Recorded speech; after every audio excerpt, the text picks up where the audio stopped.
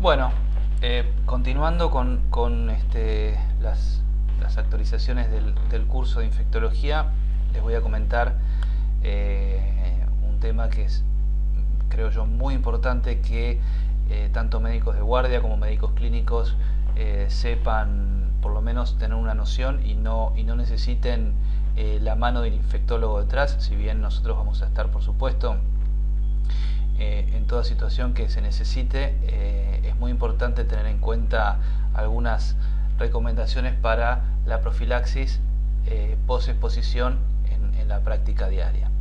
Me presento nuevamente, yo soy el doctor Diego Yanni, infectólogo de SEMIC del Hospital Vélez Sarsfield.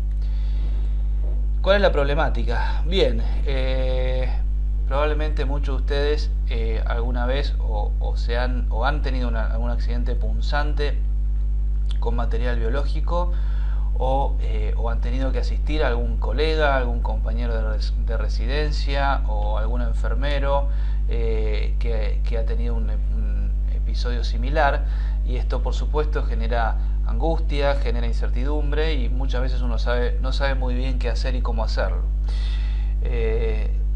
Esta problemática representa entre 300 y 800 mil accidentes por año en Estados Unidos. Genera en estudios reportados en España 11.8 accidentes cada 100 camas. 20 o 30% de los episodios más importantes ocurren en lugares de primer mundo como Estados Unidos, Canadá y Australia, y entre estos casos entre el 40 y el 80% no son notificados. En cuanto a la exposición ocupacional, tener en cuenta la prevención primaria, que son las medidas de precaución universal que todo el mundo debe conocer y utilizar en cada procedimiento que vayamos a realizar. Para esto es importante la provisión de equipos y materiales adecuados, hacer un entrenamiento del personal y establecer las medidas rápidas en caso de accidentes. A modo de prevención secundaria, contamos con la vacunación y la utilización de antivirales, como ya vamos a ver. Bien, el contacto con sangre o productos contaminados a través de una lesión cutánea. ¿Qué hay que hacer? Dejar sangrar y lavar profusamente la piel.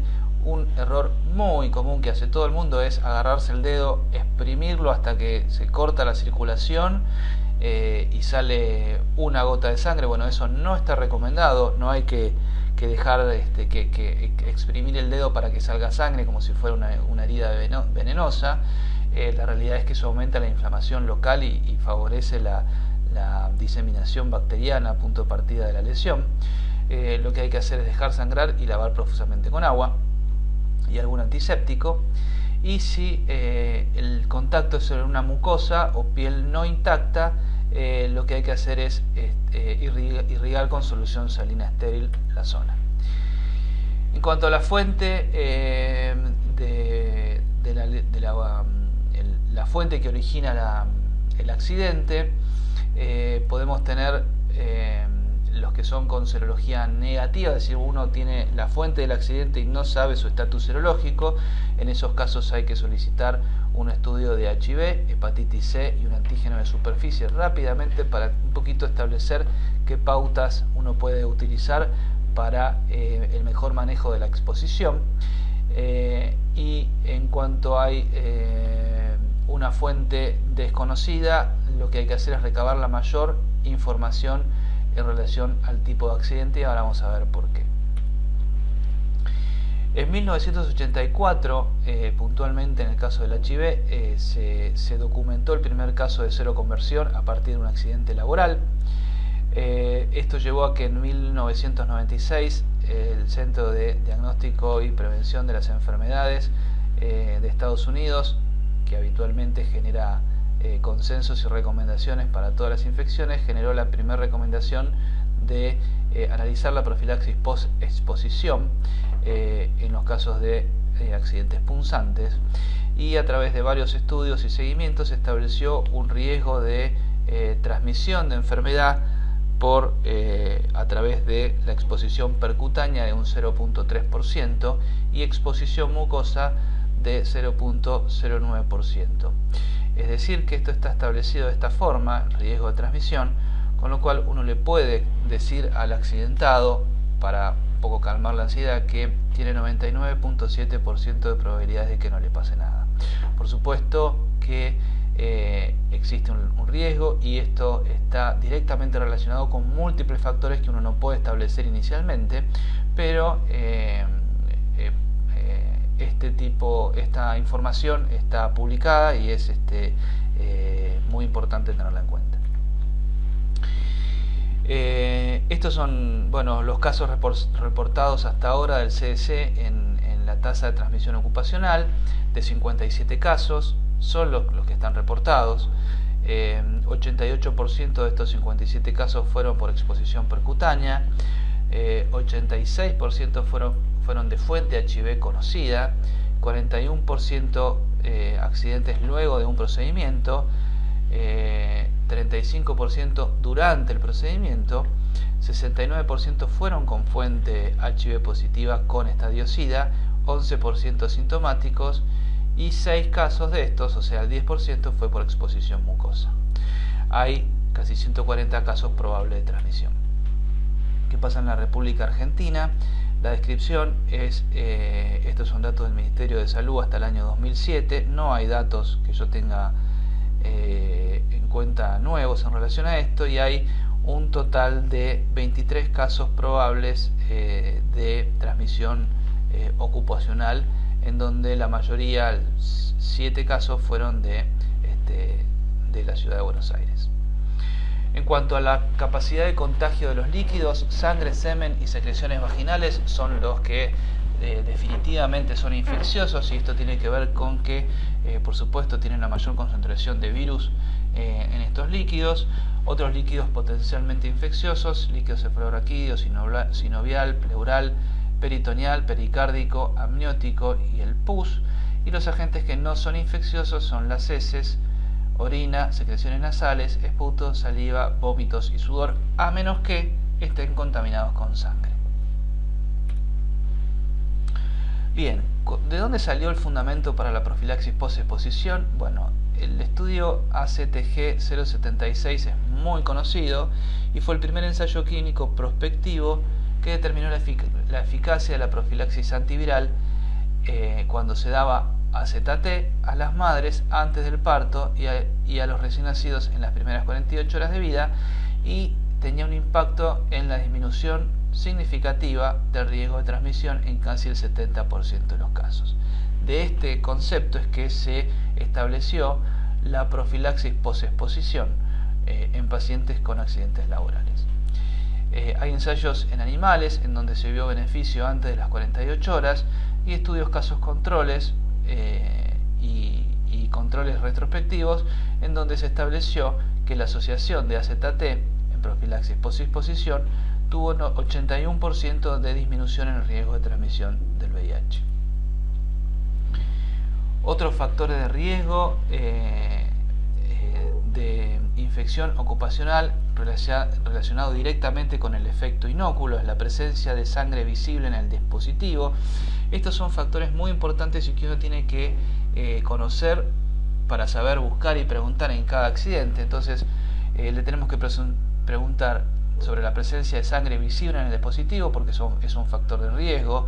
La inserción de la aguja en una vena o arteria del caso fuente, es decir, que la aguja haya venido de una vena o una arteria directamente del caso fuente, que la herida sea profunda, producida por el dispositivo, que el paciente haya fallecido luego de los 2 meses siguientes a la exposición, y mayor riesgo con pacientes con carga viral plasmática para HIV elevada. El fundamento de la profilaxis y de darla en tiempo rápido tiene que ver con que el virus, una vez que se produce la lesión en la capa cutánea, toma contacto con las células dendríticas de la piel y de ahí al ganglio linfático regional y al linfocito TCD4. Todo este tiempo de exposición hasta el comienzo de la profilaxis debería ser el menor tiempo posible, ya que en 3 días desde el contacto ya hay células linfáticas CD4 en reposos infectadas, y esto no es posible la erradicación. En cuanto a los estudios de la fuente en pacientes con HIV positivo, tenemos que saber la carga viral plasmática y los CD4, tenemos que saber el tratamiento antirretroviral que está recibiendo y si tiene coinfecciones con hepatitis B o hepatitis B para establecer la estrategia de profilaxis.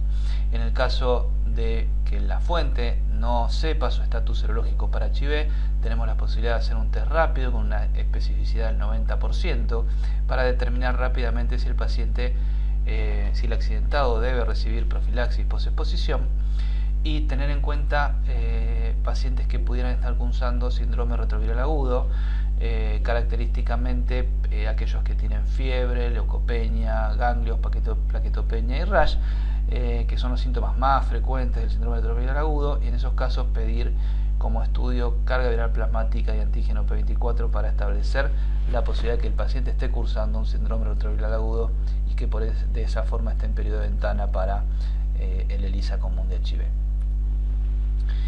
¿Qué estudio le vamos a hacer al accidentado? Le vamos a hacer el estatus basal, es decir, HIV, hepatitis C y antígeno de superficie de hepatitis B, o anticuerpo antisuperficie, sobre todo en pacientes que ya han recibido vacuna y que desconocen su estatus serológico.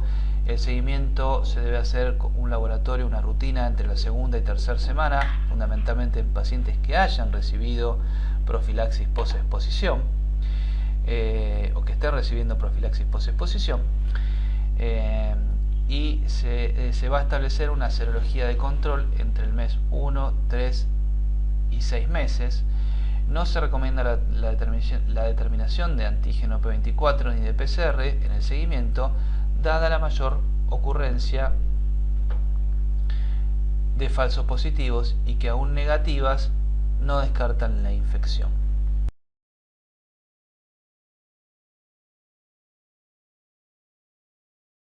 En cuanto al régimen régimen básico de tratamiento post-exposición, las guías fueron cambiando en el último tiempo. Lo que uno sabe es que el régimen básico incluye 2 drogas activas, el AZT más el 3-TC. Esto es algo que se trae desde las recomendaciones viejas, a medida que se fueron incorporando nuevas drogas a la farmacopea del tratamiento del virus, se fueron incorporando también al manejo de la profilaxis, y esto tiene que ver con el tenofovir y su asociación más emtricitabina o más la amibudina, que es el 3-TC, como alternativa al tratamiento original de AZT más 3-TC. Esto tiene que ver con la potencial toxicidad y con potenciales trastornos en efectos tóxicos de la medicación, como gastrointestinales, diarrea y cefalea. En cuanto al régimen ampliado, tiene que ver, es el régimen básico más uno de los siguientes, que ya vimos el régimen básico, más uno de los siguientes sería el lopinavir y su asociación con ritonavir, atazanavir más ritonavir, o también el raltegravir está asociado avalado dentro de las últimas recomendaciones, fundamentalmente en estudios americanos y europeos, como droga alternativa para asociar al tratamiento básico, sobre todo en aquellas situaciones que requieren un régimen básico, un régimen ampliado, y en pacientes que van a tener o que tienen mala tolerancia a los inhibidores de proteasa. En cuanto a las recomendaciones generales a quiénes dar o no dar profilaxis, en caso de lesión menos severa hablamos de en aquellos pacientes con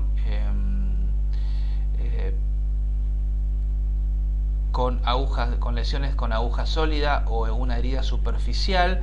En caso de paciente HIV positivo, la recomendación es profilaxis post-exposición básica, ampliada en el caso del HIV de tipo 2, y en lesiones más severas, que son aquellas causadas por una aguja hueca, con una herida profunda, con sangre visible en el dispositivo, o con una aguja proveniente de una arteria o una vena, la recomendación es la profilaxis posexposición ampliada. En cuanto, esto es en el caso de los pacientes con diagnóstico de HIV.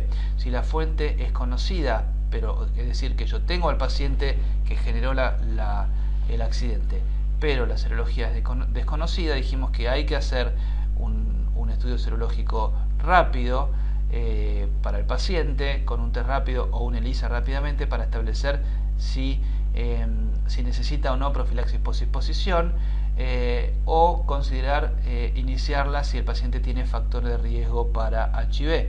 Esto tiene que ver con básicamente el antecedente de alguna enfermedad que pueda causar inmunosupresión, como por ejemplo el síndrome retroviral agudo, o que el paciente tenga conducta de riesgo, como por ejemplo el antecedente de sexo no protegido, o haber utilizado agujas en el caso de drogadicción endovenosa, o algunos otros factores como las pacientes en diálisis o los pacientes que reciben transfusiones múltiples, también tenerlo en cuenta como factor de riesgo.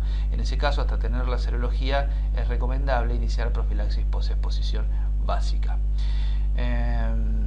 Y en pacientes con serología desconocida, tener en cuenta pacientes, digamos, el ámbito del paciente en donde se realiza el accidente, por ejemplo, pacientes donde se atienden potenciales pacientes con infección por HIV, tenerlo en cuenta para iniciar profilaxis.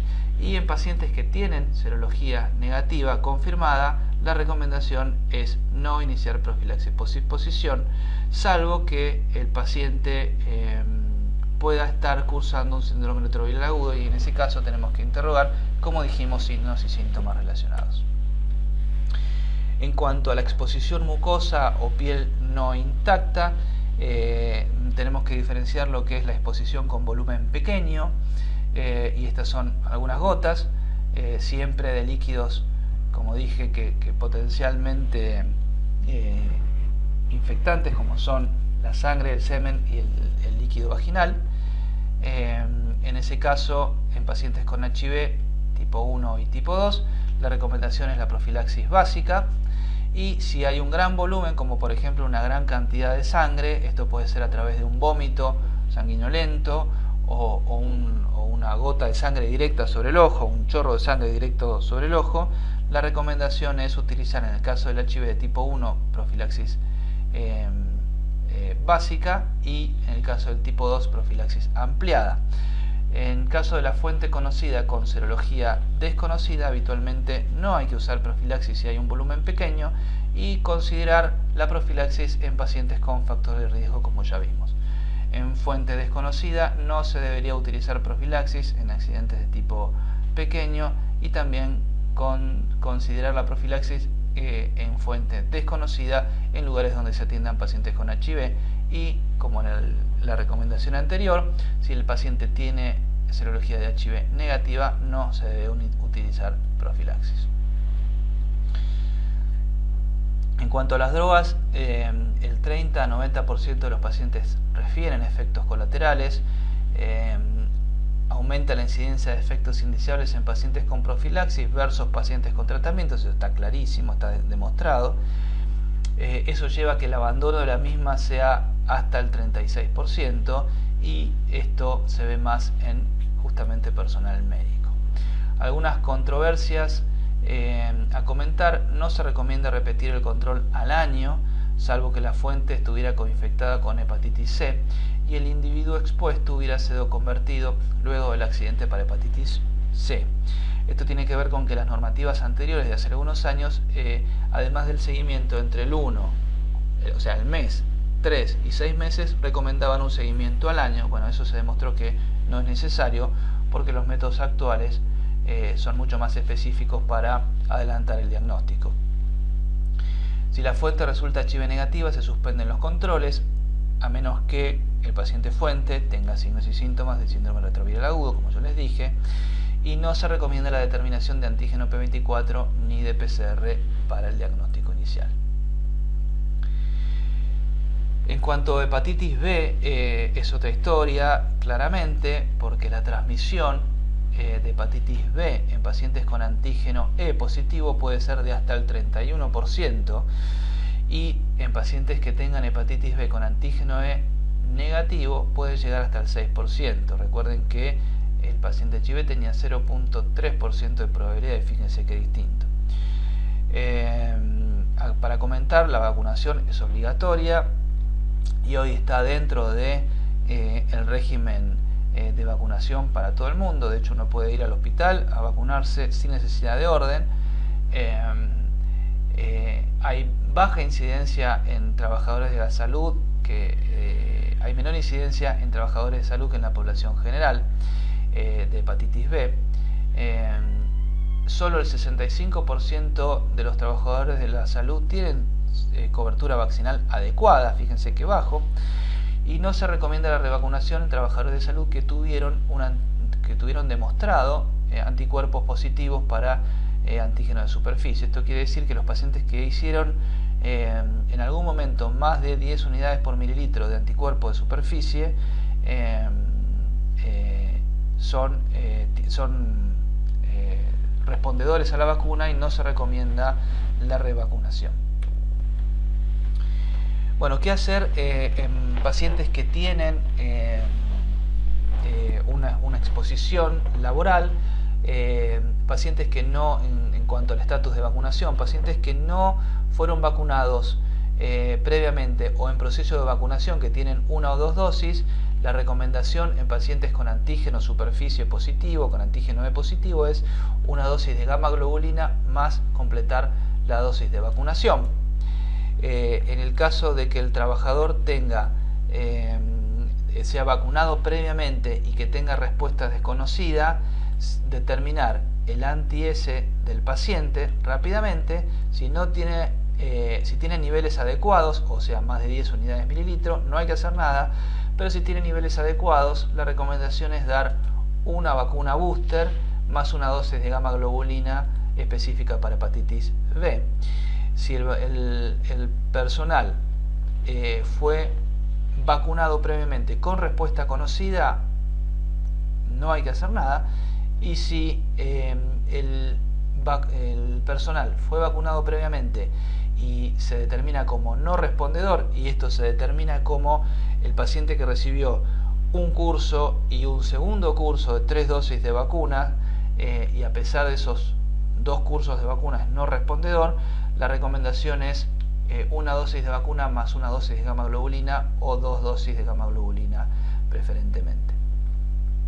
En el caso de que el paciente fuente sea desconocido o inaccesible, se debe iniciar vacunación en los casos de los pacientes que no hayan sido vacunados.